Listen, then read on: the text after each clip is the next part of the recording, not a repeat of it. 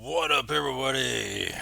CM here with a common sense perspective, bringing you a common sense agenda, alright? Because not enough of that in this place we live called the world at large. And I'm just trying to bring that back because there's just too much bullshit going on, and I'm here to make sense of everything that's happening. And so let's talk about it. All right, man. These last couple days have been crazy. All right. I guess it'll be a trilogy today we'll talk about here. So hang in there with me on that. All right. We're going to talk about a trilogy of sorts. Let's talk about three things today. I want to bring some common sense to, and I think we've already touched on all these at some point. All right. And so we'll touch on it again, I guess you could say, because these are topical issues, topical matters to talk about. So let's see here. Let me get to it here. As you all know, if you haven't known by now, there's another assassination attempt on Trump, which is crazy because, I mean, to try to put a hit on Trump for the second time tells you a lot about deranged people and how powerful Trump truly is. Right? So we'll talk about more about that. And also a side story, as part of this trilogy today. Um, this pet eating rumors that are going around and what's really happening in Ohio, right? We'll talk about that. It's more of a touch on that, but we'll talk about it. And then lastly, as what's been talked about quite a bit as well, is Kamala's first one-on-one interview. Not the interview where she was with Tampon Tim, but really a solo one-on-one interview finally, right? That everyone's been waiting for. It's been, I don't know how many days, like 45 some days since she first became nominee, and didn't really hasn't really done any interviews up until this point. Uh, hasn't really done any like town hall meetings. Has only done one debate. And then just done some rallies, right? She'll speak at rallies, don't take questions. And so finally speaking, right? And so what was the result of that? All I got to say is, well, the question still remains the same as you first walked into this, and what you got out of it. All right, the questions still remain. All right, so man, where do I begin with this? Well, of course, the headline is going to be Trump, obviously. Man, another assassination attempt on Trump. Isn't that crazy?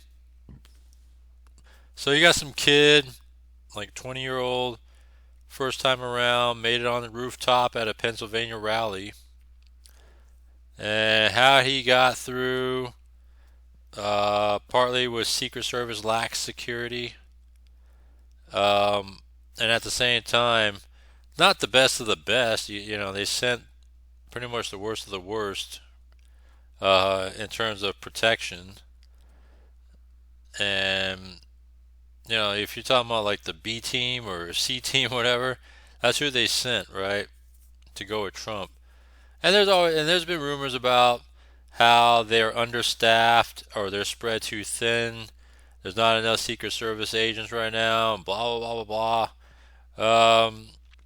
That's still an investigation, still happening, right? And the funny thing about that is that the Secret Service director, all right, wasn't fired. She should have been fired instantly, but she didn't at first, right? And no one really made a fuss for her to be fired. I mean, except for Trump and all that, and some Republicans.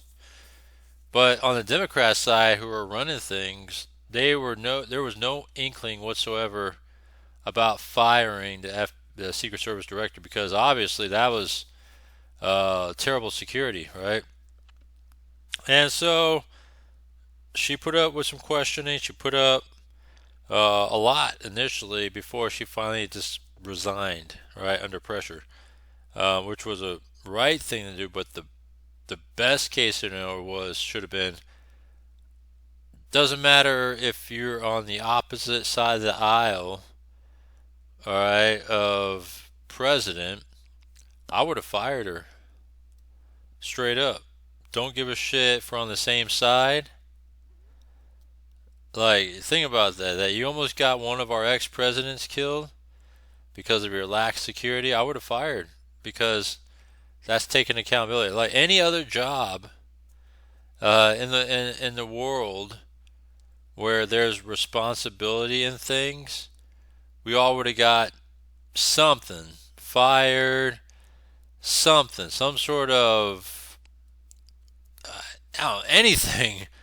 But she was almost just going to get like a slap on the wrist and that's it, which was nothing. But there was a lot of pressure for her to take accountability for her misguided leadership, and she finally just caved in and resigned, which, again, she should have been fired. Anyhow, um, that's still an investigation in progress. And then comes another assassination attempt that happened. As you can see here, Secret Service agents fired shots after seeing the muzzle of an AK-style firearm pushed through the fence line on Trump's golf course. So at least he was arrested. All right. They already got him right away, which is good. That's a good thing.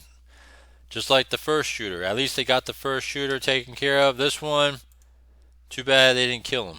Right? I mean, not trying to be mean or whatever, but too bad he wasn't killed, right? Because we don't need pieces of shit like this walking around or even in prison, just breathing for taking out, attempting to take someone's life.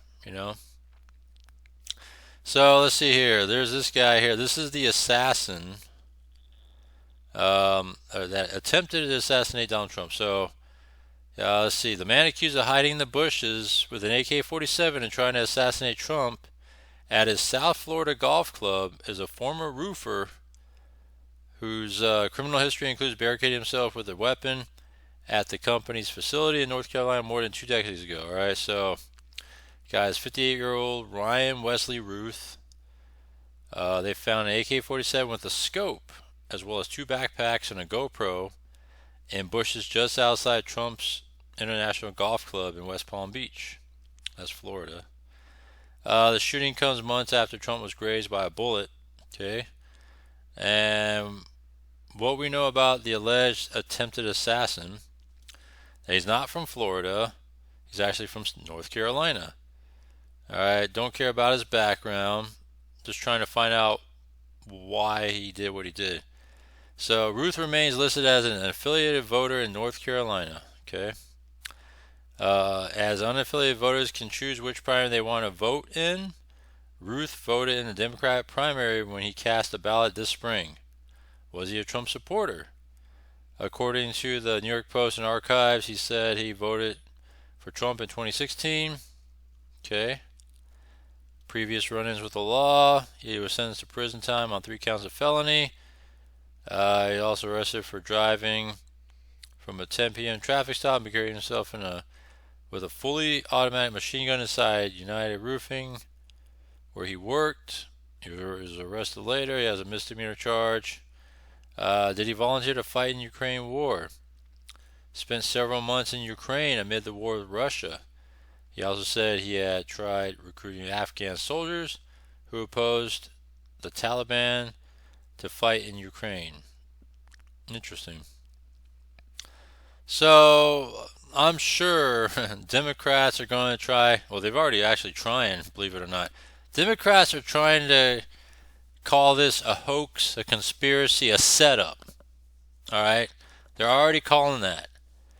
And of course, anytime they could find a link to a person that has any sort of history with voting, with anything to do with Republicans, they're going to say, "Oh, see, he was a Republican," just like that. They're just going to just call it out as that, right?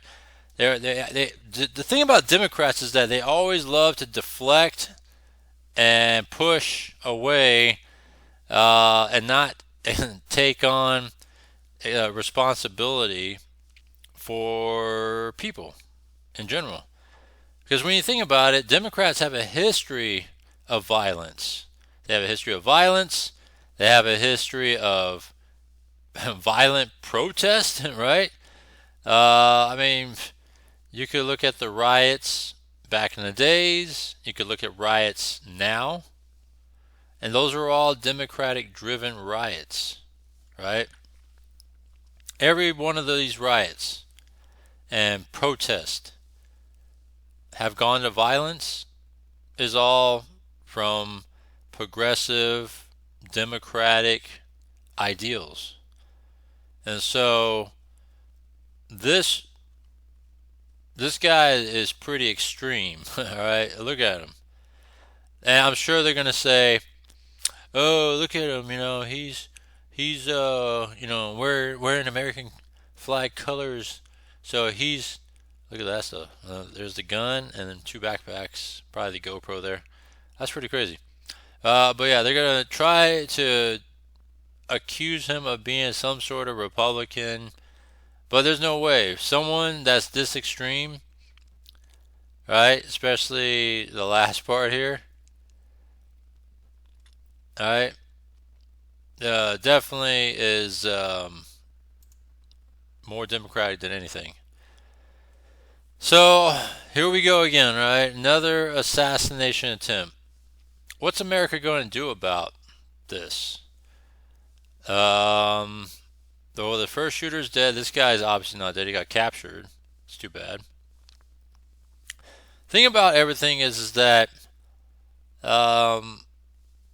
there's just not enough.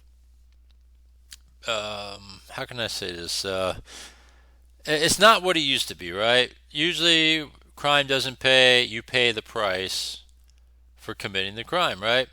But America's gotten so soft that they are going to probably be very soft with this guy. I hate to say it. But when you look at the history, recent history that is, of what's transpired over the last, let's say, 20 years, it's gotten soft, right? Capital punishment, soft. Look at all the current crimes that are happening, soft. Release prisoners early out of prison, soft. You name it.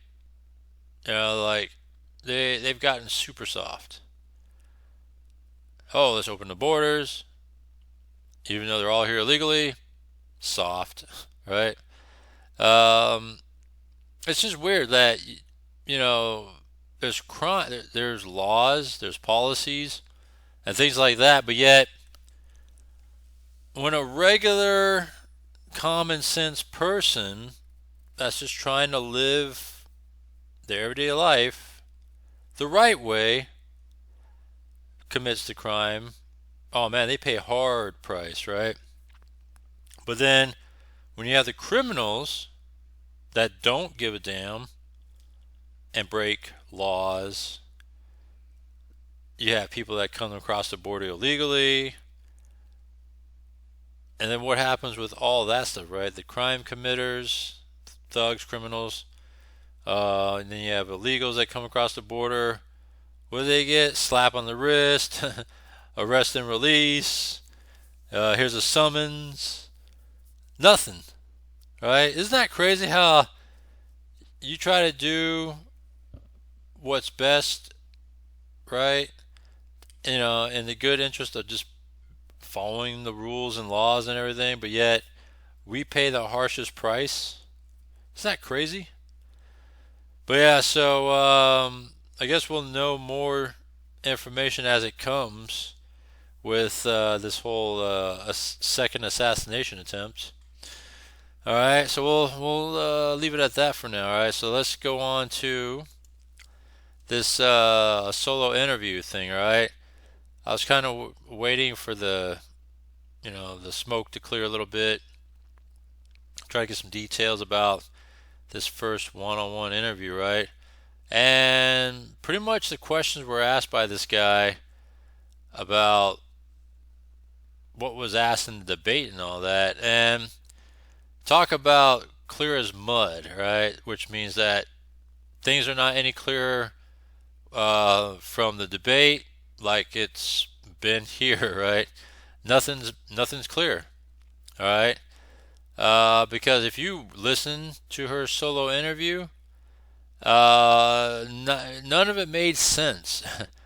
All right, like when she was asked direct questions, she answered it in some long storytelling sort of way that didn't really answer the question. It kind of just told the story, right? So I don't know if this will answer. Let me see here if this will answer straight up here. This is kind of like a quick Reader's Digest version of what was said here. So let's see here. Exclusive interview on Friday. She sat down with Pennsylvania, where she discussed economy, gun control, and reaching undecided voters. So Action News, Brian Taff um, asked if she has a plan for bringing down prices for Americans and making life more affordable, um, starting with helping small businesses and first-time buyers. So she went through this talk about building an opportunity economy, and it's very much with the mind of investing in ambitions and aspirations, the incredible work ethic of American people in creating opportunity for people. For example, start a small business. So her opportunity economy is giving startups $50,000 tax to start a small business, or tax deduction. I'm sorry. It used to be 5,000. Nobody can start a small business with 5,000. Okay, but think about it. You're giving startups a $50,000 tax deduction. What is that really going to do? All right, so you have that, right? But did that really answer the question of how you're going to bring down prices for Americans and make life more affordable? Right? That's what makes you laugh. Okay. So then she also explained by bringing back the American dream, first-time home buyers with a $25,000 down payment. So you do these things, right? How are you going to cover? All right, you're going to give a $50,000 tax deduction on small business. You're going to give a $25,000 down payment. Where's that going to come from? You're just going to just print more money to cover it, or just absorb it into the trillions of dollars of debt that we're in? So it doesn't make sense, right? Opportunity economy means, look, we don't have enough housing in America. We have a housing supply shortage, and what that means in particular is that American dream is elusive, not attainable. So she wants to help first-time home buyers with a $25,000 payment. All right, how about this? Problem with it is that the reason why we have a shortage, plus why everything costs so much in America on housing, is because of the fact that there's a lot of red tape. Like a lot of you got to go through a lot of hoops, especially in California, just to build homes, right? Like places like Tennessee, for example, where there's no red tape at all to build homes. Shit, my brother moved out there, and my mom moved out to Tennessee, because I have relatives that live in Tennessee too, so that kind of helped make that decision. Um, moved to Tennessee, and he bought a plot of land. I think it was like 10 acres of land, built a home on it. Oh, I mean, the amount of money spent on that is only, um, shit, man, what was it? Like, I want to say he spent maybe 300,000 for all that land, and to build his own home on it. Is that crazy? Whereas a home can easily go $1 million in the Bay Area of California, easily, just for a standard home and not a lot of land. But anyhow, plus there's just too much red tape. All right, too much environmental studies. This and you got to go through this. You got to watch out for species that maybe there's a special bug that you might kill, and so we can't build homes there because of that special bug and shit like that. And all these different reviews you got to go through, all the extra hoops, plus the cost of products, the supplies, because that is already expensive itself.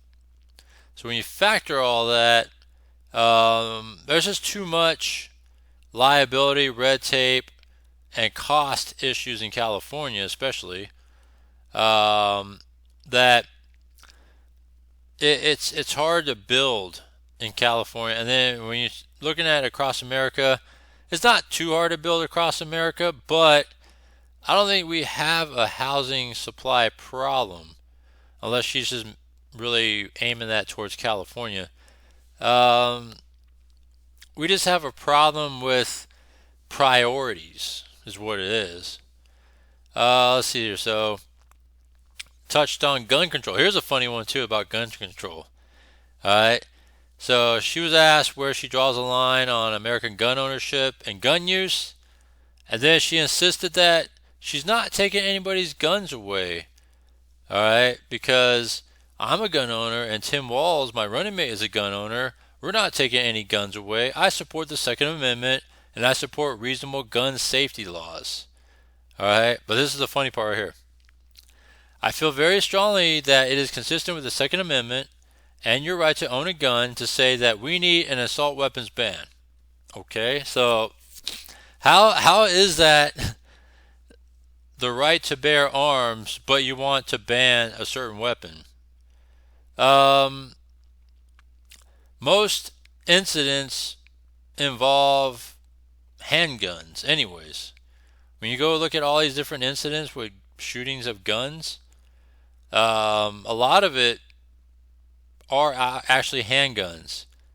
All right. Sometimes you'll see a rifle, or sometimes you might see, a rifle like AK, for example, right? Or AR, rifles. I'm not AK. I'm sorry, not AK. AR rifles. All right. But at the same time, most incidents happen to be a handgun, right? When you see like, assaults and all kinds of different sort of situations, a lot of them are handguns. This assault weapons ban that they've been trying to have a hard on for forever. It's really more of control, right? And Democrats are all about control. They're all about wanting to take your guns away. So by her saying this is full of shit. Because think about that for a second. All right? She supports the Second Amendment and the right to bear arms. We own guns. I own guns. But yet she wants to take a gun away. It's like, no, you can't have your steak and eat it too. You can't, say one thing but yet do another. You can't have it both ways. It's either all or nothing. And that's the thing about California as well. I always like to tie in California because it's where I live. And there's a lot of stupid laws, restrictions, stupid policies, and all kinds of bullshit in California. All right? So they're all about restrictions and taking your guns away. Right? Look at all the restrictions they've put in California. Right? And most recently, Gavin Newsom tried to pass a restriction that, earlier in the year about certain places you can go with your concealed carry gun, right? Where you were further restricted from going into certain establishments that you used to be able to go to, now you can't, on top of all the other places that you can't go into already. It's like, what kind of shit is that? But that was put in place. So you have that if you're able to conceal and carry.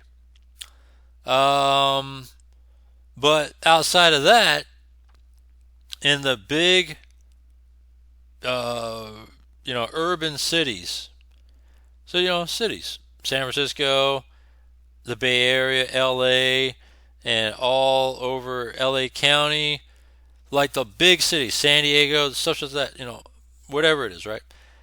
These cities,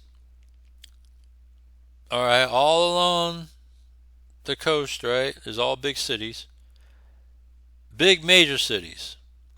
Um, their restrictions are so tough. I've mentioned this already a few days ago that you'd be damn lucky to even be able to get the okay to get a concealed carry without being someone that's high profile or someone with just major pull, money. All right. And the only other people that could really carry are law enforcement. All right. So, for example, I'll just say I'm fortunate enough to be able to carry off duty. Is all I can say. All right, is what I'll say with that. And I do, by the way. Um, Ever since I was able to do so, oh, I did not hesitate. I jumped on it right away. All right, and still qualify quarterly since I first was able to. I'll leave it at that. All right. But you can't have it both ways, and so she's trying to play it both ways. Oh, I believe in Second Amendment rights, but I do want to take your AK away, right? Your assault weapons away. Um, yeah, that's just crap. All right, I say we need universal background checks. Um, Majority of NRA members support that. Why? It's just reasonable. You just might want to know.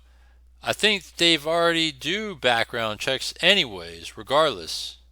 So I don't know. I mean, they go through a thorough background check. When you purchase a gun, there's a 10-day rule. Especially in California, there's a 10-day rule. It's called like a cooling off period, where they actually go through the Department of Justice process, which is pretty much your background, and they look into it and all that stuff. And then from there, if everything is clear and passes, then they will issue you the purchase of your weapon that you bought. All right, your firearm. So when asked how she differs from Biden, Harris repeated a line from the debate saying she is obviously not Joe Biden and that she offers a new generation of leadership. And I mean, so that's the thing. The thing about her is that she's tied to Biden, and she's going to carry over a lot of existing policies from Biden over if she was to win. Like, you're telling me that even though she says she believes in the border wall, she's going to close the border? No, she's not. All right. She obviously wants to take your guns away, even though she says she says she doesn't. She's not going to ban fracking, which she will because she's from California and California banned fracking. All right. Taxes on tips. I think she just took that idea from Trump. I don't think she's going to implement it because Democrats are all about taxing, all about spending, spending, spending, and control. They are all about control. All right. And so, with all that, she said that she wants to touch on the undecided voters. And based on experience and a lived experience, know in my heart, know in my soul, and know in the vast majority of Americans that there's so much more in common than what separates us. So then she says why voters would prefer her over Trump is that I believe that I am accurate in knowing that Americans want a leader that brings us together as Americans and not someone who professes to be a leader and trying to point fingers at each other. Um, isn't that what they do all the time? They always accuse Trump of this. Trump is bad. Trump is bad. Trump is bad. They deflect. Everything that she says, she lies. She deflects. Everything about Democrats, a lot of them just lie, deflect, and blame others. So I don't know what she's talking about.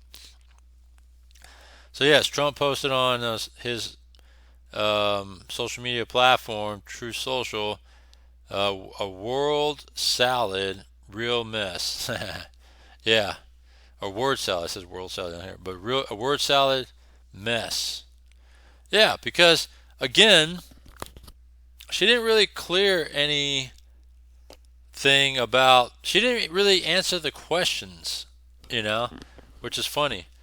It was almost like she deviated from the questions so that way she could give a little mini speech about nonsense, you know. So that's what's funny about it. I saved you guys. I don't know how long that whole interview was. I didn't time it or nothing, but I watched it, and that's what I got from it. And looking at others that gave feedback about this interview, we all seem to be on the same page about that, out there in YouTube land. And so, lastly, I wanted to go back, and this would be a quick one about the whole pet eating, animal eating, Haitians in Ohio, right? Springfield, Ohio. So a little history of Springfield, Ohio, from what I learned, is that it was a town of like 60,000 people, and the population is dwindling because manufacturers moved out of there. But there's still jobs to be had, right? And almost like a sleepy city or community, right? So, literally, I don't know. They say it's under Kamala's watch or under Kamala, but Haitian migrants were sent there.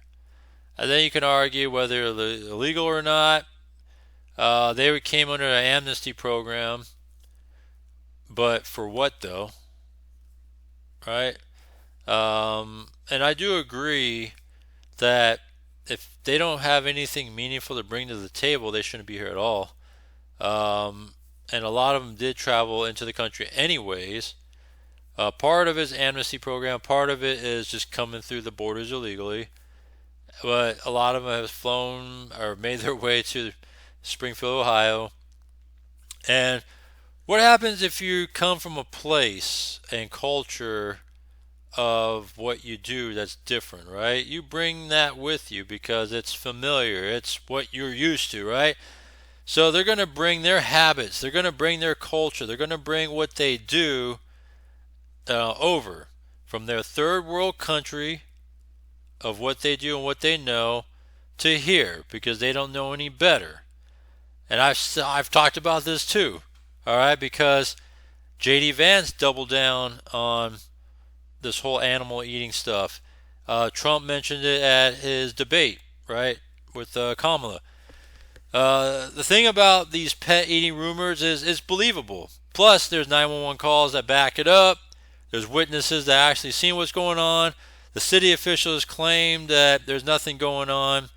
But when you have 911 calls to back up, when you have people's accounts of what they see back it up, to me, then when there's smoke, there's fire, right? So, there's claims that people have seen, 911 calls have seen or voiced about how they're taking the ducks and geeses from the ponds and all that and killing them on the spot and taking them home to eat, right? Very believable. When it comes to taking animals, the dogs and cats and all that, I don't know. It's questionable, but I don't know. But is it a stretch to say, oh, no, that's crap?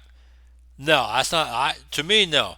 Because again, if you come from a third world country and you bring your third world culture and habits and familiarity with you, and if you're around your own people that's used to that same sort of thing, they're going to bring all that shit with them. It's almost like bringing dirty baggage, or what do you call it? Baggage with you, right? You're going to bring that shit with you. So I'm doubling down on what I say and what I think. And I think that everything that's being said is true. It's being denied because you think city officials in Springfield, Ohio are going to say, oh, yeah, you know what? We have seen it and we're going to clamp down on that because that is not good. No, of course they're not going to believe that. They're not going to say that. They're going to deny it because it looks bad. Because it's happening on their watch. It's embarrassing. So, just wanted to mention that once again, that story will not go away. All right? You're going to see more and more accounts of these people eating animals, whether it's wild animals, and like I said, it's not a stretch that they'll eat any animals. Let's just say that. All right? Because they're bringing what they do culturally with them in their country. And if they're living to get by and they're hungry, oh, you're definitely sure they're going to eat anything that can be cooked as long as it's not humans, all right?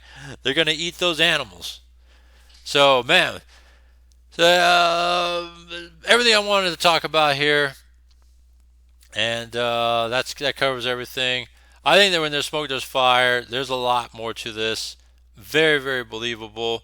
But this is what happens when you have an open border. You're going to have people that's going to bring their culture, their familiarity with them. And so if it's bad, if it looks bad to us, it's not bad to them. They don't think it's bad. It's something they're used to. So all the Venezuelans that bring all their bad habits with them that we deem as bad habits, but to them it's not. Anything cultural that they're going to bring, they're just going to bring it. All right? What we got to do is we got to close the border. We got to stop it all. And I'm all for the whole mass deportation program. Because we got enough of this crap. We got enough of this mess. We got enough of this crap. And there's just too much bullshit going on. Wasting money on people that don't belong here. And I think when we do all that, we'll be back to being what we used to be once again. All right. But we'll see what happens. Just wanted to share with you guys the latest on the animal eating, the Kamala solo interview. No, Tampon Tim by her side, White Knight Hero by her side, and second attempt on the Trump assassination. So other than that, thanks for tuning in. Subscribe, hit the bell icon, comment down below. Let me know what you think. And like I said, we always got something to talk about every day. So stay tuned. And other than that, thanks. And I'll see you next one.